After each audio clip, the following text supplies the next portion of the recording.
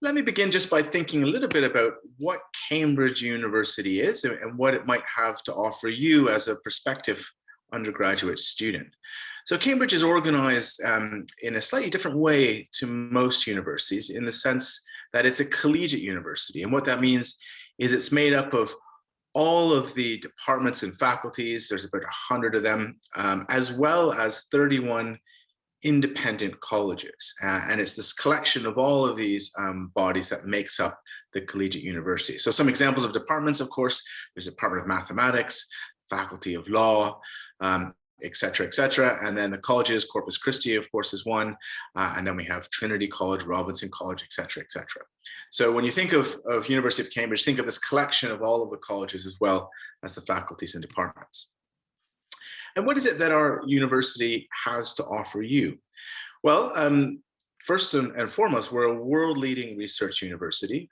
So we're known for the quality of our cutting-edge academic work in all disciplines, not just arts and humanities or the sciences. And I think that makes it really exciting to be a student here. So we offer really excellent teaching because you spend a lot of time being taught by people who are really leading experts, world experts in their field. And some of this teaching takes place in Cambridge in small group sessions. So Cambridge, the teaching is delivered in lectures like you would normally get in most universities. But as well as that, we have these sessions called supervisions. And these are small group sessions. Often it's just 2 students or even 1 student and an expert, and you have a few hours of these sessions each week. And there's a picture there that's an example of a colleague of mine giving a supervision in modern languages. And the student has handed in an essay in advance, and he's looked it over and is giving her some feedback there. So this is really exciting from the point of view of a student. You know, you get this close contact with these experts, and you get direct feedback on the work that you're doing as you go through the year. The second thing that I think makes our university stand out is the really strong student support we offer. So by being a member of one of the colleges, you know, you're not just sort of a random student in a large collection. You're part of a small community, and these communities offer really good pastoral support. So you would have a tutor who would look after your pastoral needs, and I think that can make it a sort of really welcoming place in which to study. The other thing to keep in mind is accommodation. So if you become a student at Cambridge University and you're a member of one of the colleges would tend to offer you accommodation for the duration of your degree. And this is really beneficial because you don't have to go out and sort of look on the private market and you know, negotiate with landlords.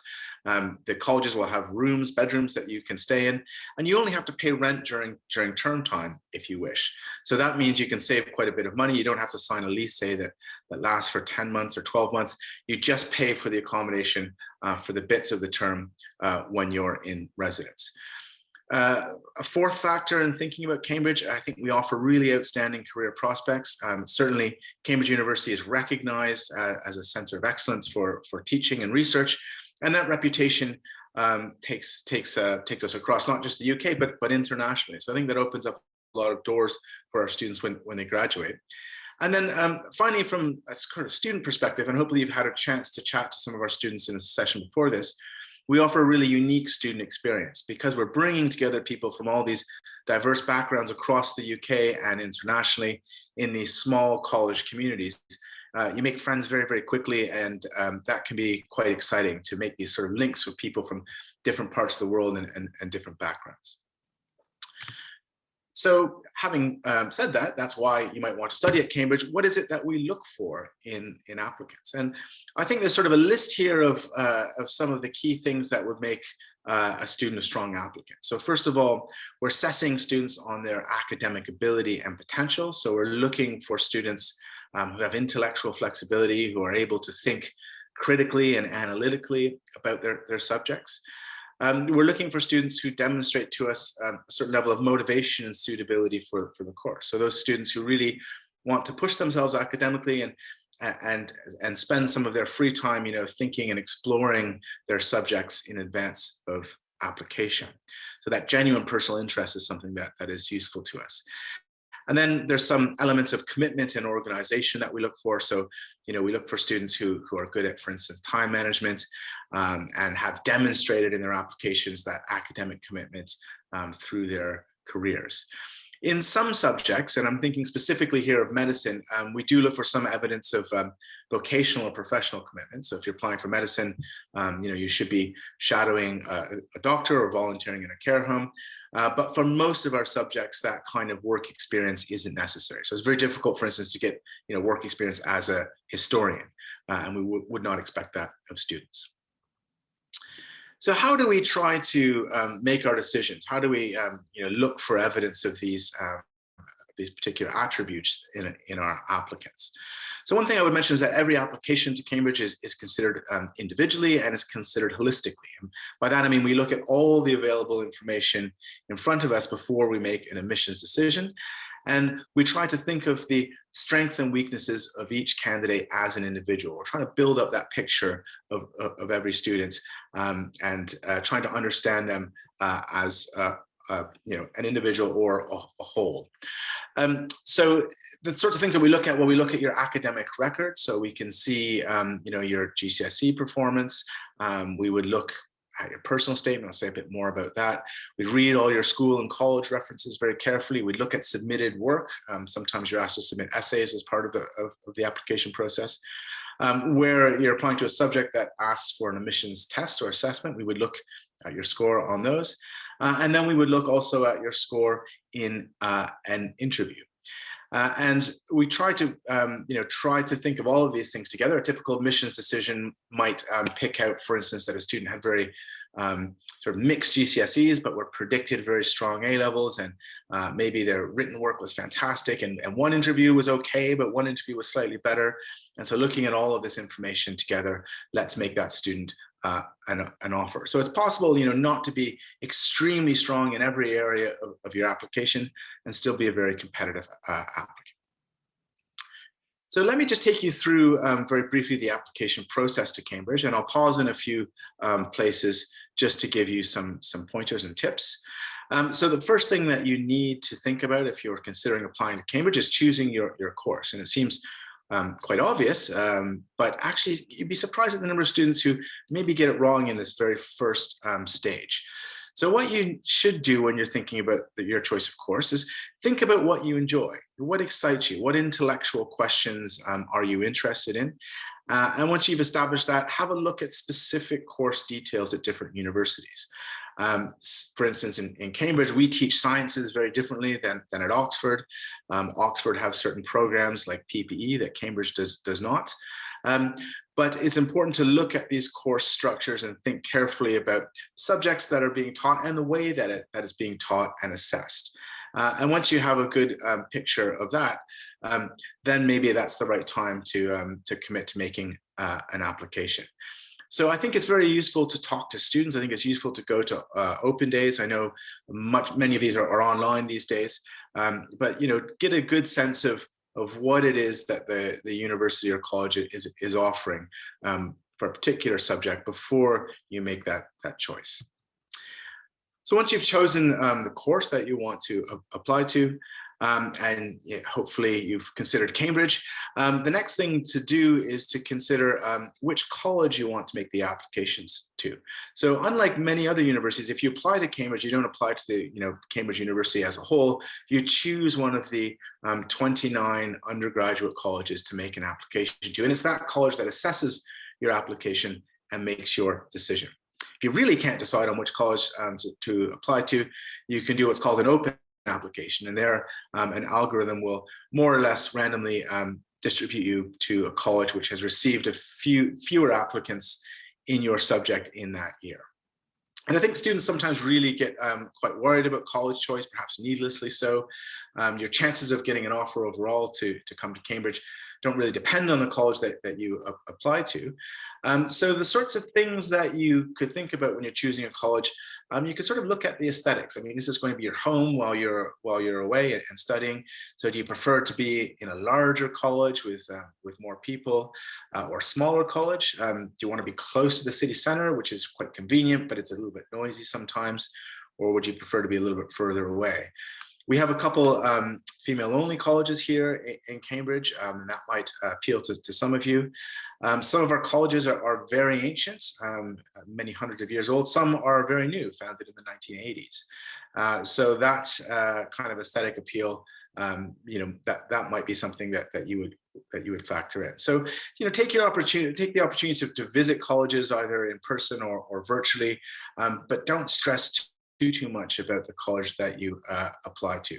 Overall, as I said, your chances of getting into Cambridge don't really depend on the college that you apply to. Having said that, I'll just say a few words about Corpus. I know many of you have had a chance to go on a virtual tour, and I've got a sense of the college. So I'll just mention it is one of the older colleges in the university. I think it was the 6th oldest in terms of its foundation year, founded in 1352. We are one of the smaller colleges, so we have around 300 undergraduates, slightly fewer number of postgraduate students. So these are people doing advanced degrees, and around 55 to 60 academic members of staff. And these are called the fellows. So in terms of a community, it's probably smaller than average, but we attract fewer applicants than many other colleges. So our applicants per place is roughly around average. So we get around 600 applicants for around 90 places. Interestingly, we're split across 2 sites. So we have the old central medieval site, which you will have seen on your virtual tour. There's a picture of New Court where I'm seated right now on the top there. But we also have a very expansive second site that's about a 15-minute walk away. That's called Leckhampton. That's where the college playing fields and some residential buildings are. You can see a picture of that down there. Okay, so what are some of the reasons why students choose to apply to Corpus? Well, when I ask students, they often comment they like the idea that it's very central. So if you look at that picture there, Corpus is in the center of that circle. Anything within a 2-minute walk is indicated by that central ring, and you're very close, for instance, to some of the first-year lecture halls. A little bit further away in that outer ring is 5 minutes, and you get to important places like Sainsbury's. And just a little bit further away from that is the university library, where students spend a lot of time, as well as the Sidgwick site, which is where many of the arts and humanities departments and faculties are located. It's a very central location, and that's certainly appealing. I think our college offers really excellent facilities. You may have had a chance to see some of those on your tour. We have this wonderful 24-hour student library, which is fantastic for those of you who like to work late at night. But we have very generous provision for things like sports and music and drama, if that's of interest to you as well. And then finally, a lot of students are attracted to Corpus because they prefer to be in a smaller college. You get, I think, a greater sense of community. We admit around 90 students per year, and by the end of the first or second week of term, most of these students will know everyone, and that just builds, I think, a really great sense of support and helps with that difficult transition from school to university. Okay, so you've chosen your course, you've chosen your college, or you've chosen to do an open application. The next thing you need to do is to check the arrangements for admissions assessments or admissions tests. There are 2 types of admissions assessments. Some of these are written before you would be interviewed. So these are called pre-interview assessments. These tend to be in the very large subjects where we get many applicants, things like medicine, things like English, engineering. These would all have pre-interview assessments that you would write in your school in October. So you should be aware of these and make sure that your school has registered you for them. Some other subjects have tests or assessments, but these are written at the same time as you do the interviews. These you don't have to sign up for. Just by making an application, you're automatically registered for these. Subjects like law and philosophy would have assessments that you write at the interview, and history has an assessment that some colleges use, but not every college would use. So just be aware of those and have a look online at some of the past papers just to give you a sense of the sorts of questions that might come up in one of these tests.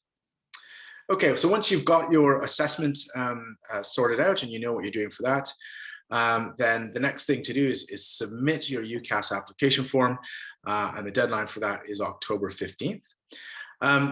With that form, you would submit a personal statement, and this is something that goes to all of the universities that you apply to via UCAS.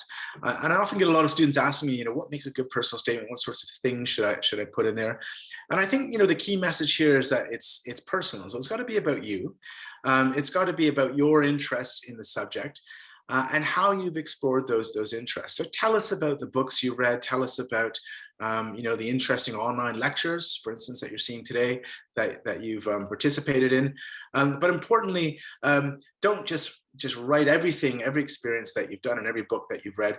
Try to pick out the bits that really interest you and tell us why you find them interesting. So we want to get a sense of you as a person, where your interests lie, and the sorts of questions that you've been asking about the subject you're applying to. Make sure that your personal statement is focused mainly on academic things. So I think you want to have about 80% of the content being about your academic interests. Sometimes at the end, in the bottom 20%, you can write about your extracurricular activities. And other universities could be interested in these, but at Cambridge, we're assessing you on your academic potential and your academic ability. So we're just going to focus on that 80% chunk at the beginning.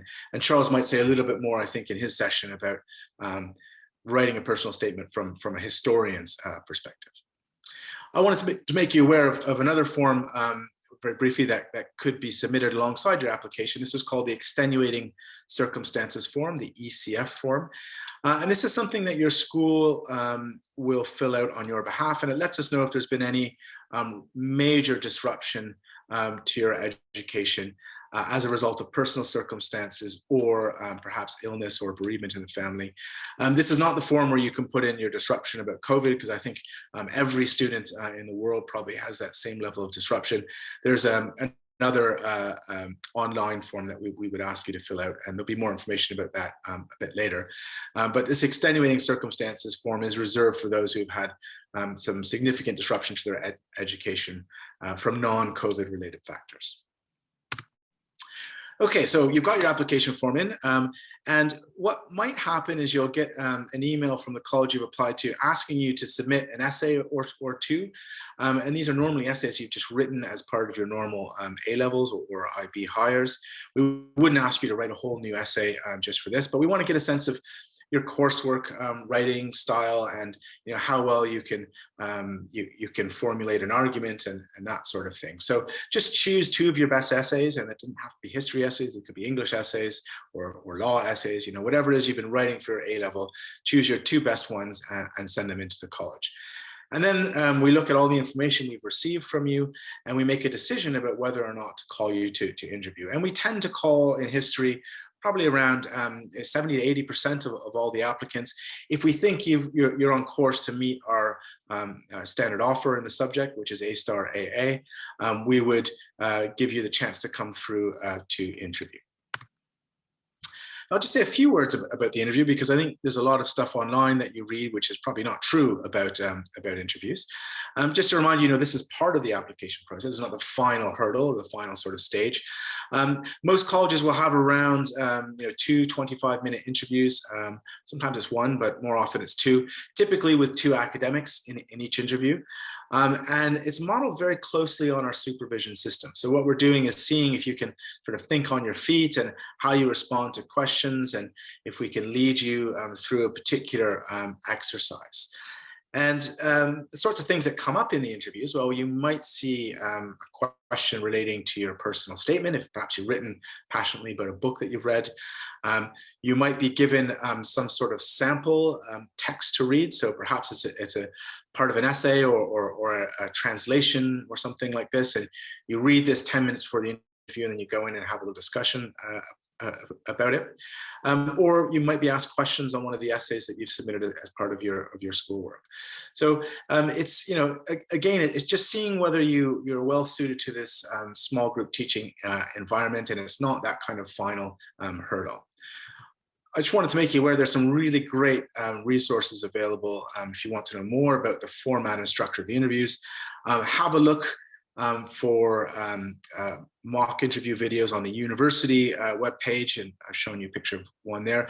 Many of the departments and faculties will have their own mock interviews on their web pages, and indeed many of the colleges will also. So have a look at the resources provided by university department and colleges. Not so much, I think, those uploaded by sort of random students, because you're never quite sure if they're telling the truth in what they say about their particular interviews. But certainly the ones that are coming from the institutions themselves will be trustworthy and give you a very good indication of what the process is like. Okay, and then after that, you have your interviews in December or sometimes January, and then you would receive a decision email or letter sometime in January. And you could have three possible outcomes. The letter could say, I'm sorry, you've been unsuccessful. The letter could say, congratulations, you've been offered a place at Corpus for history, provided you get your A-star AA. Or you might get a letter that's an offer letter from a different college than you applied to.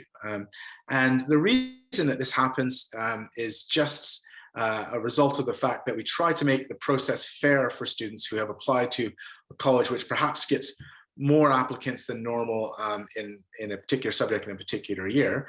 And we have this process called the winter pool. And what that means is, let's just say Corpus had an amazing historian and we couldn't quite fit them in because we didn't have enough bedrooms. We could take their file and we could put it in one of the boxes below. This is obviously pre-COVID times. And then admissions tutors and directors of studies from other colleges could have a look through and choose to make that student an offer. So be aware that there's around 20% of our students in Cambridge end up at a different college than the one that they've applied to.